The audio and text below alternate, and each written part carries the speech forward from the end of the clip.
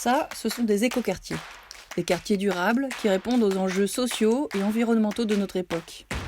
Eux, ce sont des habitants qui y vivent ou des élus qui se sont engagés dans des projets d'écoquartiers. Nous sommes allés à leur rencontre pour essayer de répertorier les bonnes pratiques dans la conception de ces quartiers.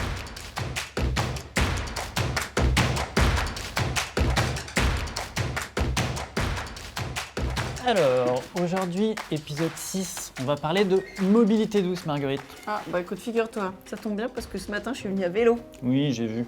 T'as fait exprès. Ouais, mais je me suis dit que ça faisait un bon début d'épisode. Bonne idée. D'ailleurs, à propos de bonne idée, est-ce qu'on commencerait pas par un plan du maire de Sartilly qui marche sur le terrain de son futur écoquartier, à qui on dirait « Alors comme ça, on peut tout faire à pied ?» et qui répondrait c'est le principe même de cet écoquartier. La voiture reste dans le garage et on pourra se diriger dans toute la commune à travers des liaisons douces et sécurisées. Et on imagine tout de suite les parents d'élèves se diriger avec leurs enfants sur une voie sécurisée vers les écoles, qui sont à quelques centaines de mètres. Plus besoin de se déplacer en véhicule, plus besoin de polluer notre planète. Et plus besoin de monter une séquence pour expliquer pourquoi c'est intéressant de réduire la présence de la voiture. Peut-être même plus besoin de voix off. Ça me fait penser qu'il faut absolument qu'on parle des chemins piétons. Alors pour ça, on a un adjoint à l'urbanisme et des paysagistes concepteurs. Fais voir. Ce qui est important dans l'écoquartier aussi, c'est un peu toute la problématique circulation.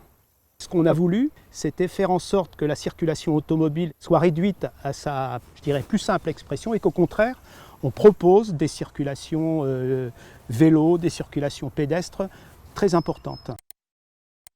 Il y avait un réseau de chemins communaux qui était déjà très utilisé, soit par des randonneurs, soit des riverains qui se baladaient, voire des chevaux aussi. Il y a un centre équestre pas loin.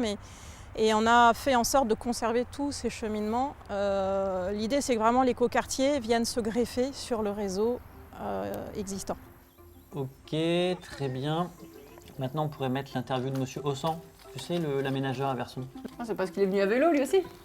Oui, enfin bon, c'est surtout parce qu'il parle de l'utilisation de la voiture en milieu rural.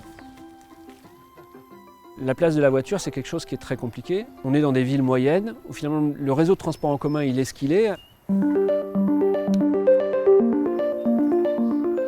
La voiture reste prépondérante dans les modes de déplacement des habitants. Et donc l'idée était de dire comment on fait que la voiture impacte moins l'organisation urbaine. Donc à l'intérieur des îlots, on essaie de limiter les stationnements pour que les voitures des habitants soient stockées en entrée d'îlot et qu'elles se déplacent à pied jusqu'à leur habitation. Et pour ce qui concerne les habitations individuelles, on a envisagé des carports. Donc l'idée était de dire ça reste des espaces mi-ouverts, mi-fermés, dans lesquels finalement les gens n'osent pas trop stocker de choses parce que sinon elles ont un risque de vol ou de dégradation. Du coup, ça les force à utiliser cet emplacement pour garer réellement leur voiture et pas le reporter sur l'espace public. Tiens, tu m'avais pas parlé d'un écoquartier qui avait dévié une route ? Si, Roncherolles. Ils ont dévié la route départementale et ils en ont profité pour revoir toute la circulation de la commune du coup. Ah ouais, chapeau. Ils font pas les choses à moitié.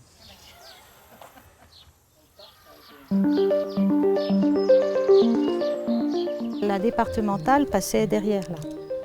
Entre la grange, voilà, derrière la grange, oui. Elle passait derrière. Elle a été déviée pour servir de desserte et ne plus passer en plein centre-ville, centre-bourg, et permettre du coup une mobilité douce par rapport aux parents qui viennent chercher les enfants. Et en même temps, toute la zone est en zone 30. Les mobilités douces, on en a énormément dans le village en fait. On a beaucoup de lotissements qui rejoignent d'autres lotissements par des liaisons douces. Ce qu'il faut aussi, c'est à bien réfléchir au site et les interconnexions qu'il peut y avoir avec le reste. Et le drone, c'est de la mobilité douce ? Pour favoriser les mobilités douces, on peut réaliser des voiries qui limitent la circulation et orientent le stationnement en périphérie. Penser les mobilités au-delà du quartier durable, analyser et comprendre les déplacements des habitants et aménager des chemins piétons et cyclistes sécurisés au sein du tissu urbain.